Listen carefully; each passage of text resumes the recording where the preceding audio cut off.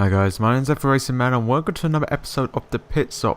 Today we have got some F1 2012 gameplay from PC at the Canadian Grand Prix, riding this Jensen button as we are about to get underway this 5-lap race in a single player mode because there's no one online. Seriously, no one online. I may have to consider getting it on a console and maybe using my wheel. May even consider bringing my PS3 up and getting it on PS3. Who knows? I have no idea. But anyway, let's get involved in this commentary of the Pitstop. So this episode we're going to be talking about DRS. Now, DRS is the drag reduction system, and this is where if you're within a second of a car in front going over a detection point, then you have the ability to open a flap in your rear wing to be able to gain more speed down the straight. Which is all fine and dandy from my view. You know, it creates more overtaking opportunities for the drivers in there. And you know, with curves as well, it's a great way to actually use it to defend.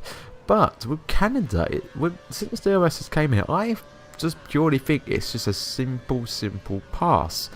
You know, with the long, they have the DRS on the long straight, so the activation point of the DRS is here on the exit of the hairpin, and then the activation point is where the USB sign here, just coming up right now. There's a line. That's the activation point for DRS. Now, in the last year's race, I can distinctly remember cars actually passing them about 3/4 of the way down that straight and then coming back onto the racing line. That's just a free pass. It's not a overtaking opportunity. It's not an overtaking move. It is just purely a free pass with cars having a DRS, maybe having fresher rubber, and be able to pass them with ease. Oh, and it gets worse for this year. This year they announced for this at the Canadian Grand Prix they will have a shorter DRS zone to activate the DRS. But I only have one detection point. I don't see the logic. Why have one detection point when you're going to have two zones that you can use your DRS? It's like pretty much for half a lap you can have DRS if you just stay within a second behind the car in front. It's just crazy in my world. Why? So what if he's passed him on the backstretch, but before coming into the chicane, he's going to have another DRS. Well, the other car behind, if there's a line of them, he's going to lose probably 3, maybe 4 places out of them 2 stretch alone, and that's just ridiculous really. They need to find another way to have the DRS a bit more effective, and I think I know how. I gotta admit, DRS is a fantastic way that they've had it on into Formula 1, but they've got to make it a bit more subtle. So my effective zone would be to have one zone, one detection point, and one deactivation point. Now in Formula 1 at the moment they have not used a deactivation point. I think just due to the fact that drivers can actually do it and they don't want to be lazy and put another deactivation point because there's a lot more cables, but surely they can easily do it. Because they can track what all the cars are going to have their DRS open. So surely they can have the power to close the DRS as they're given power to use it. You know, that's my effect. Now, I'm going to give my suggested route coming up here. So, okay, we're coming up to the stretch. We're coming into underneath the DRS and just overtaking Schumacher here. Now, the detection point, I reckon, should be coming up to here. No, maybe not. Actually, up to here.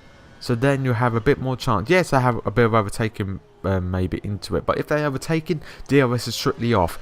Activation point here. They're starting to spin the tyres up, trying to get the grip down and be able to try and overtake and try and make no mistakes and use the DRS to their fully advantage.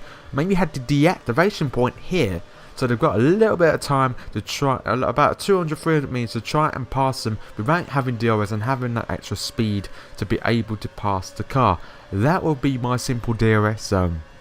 You know, the activation point may have to give a little bit of, you know, here or there, a couple 100 meters to actually give the full benefit of it. But I think that would purely entertain it because, you know, if you're fighting for the lead, you want that lead on the last remaining laps, and you've got these fresh tyres that you need to try and get down. You've got to be so careful not to spin your wheels and trying to get DRS open. That is my opinion of actually what you need to do with certain tracks. You know, just think of it. Imagine Shanghai in China on the longest stretch in the Formula 1 calendar and be able to have a deactivation point about 3/4 of the way down. So then they're battling it out, pretty much nose to nose to trying to get that position away.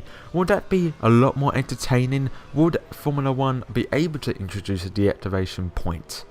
You know, I think they've got the money to. Why can't they? Why can't they do a trial run at one of the races this year? Maybe the last race at Abu Dhabi or Brazil, maybe having a deactivation point to see if it makes the race a lot more closer and maybe a lot more fairer.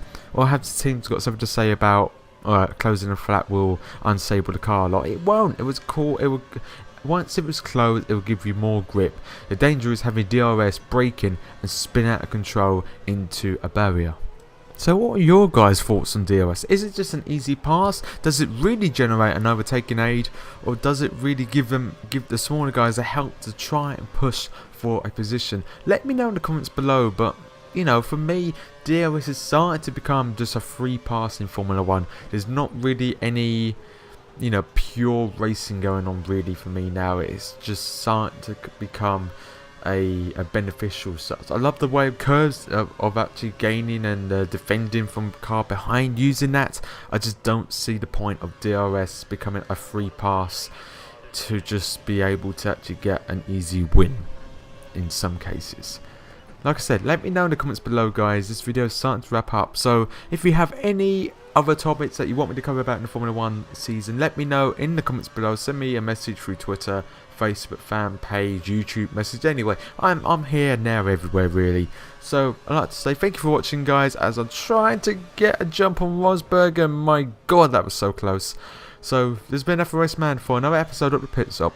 I'll see you later, guys, and take care now.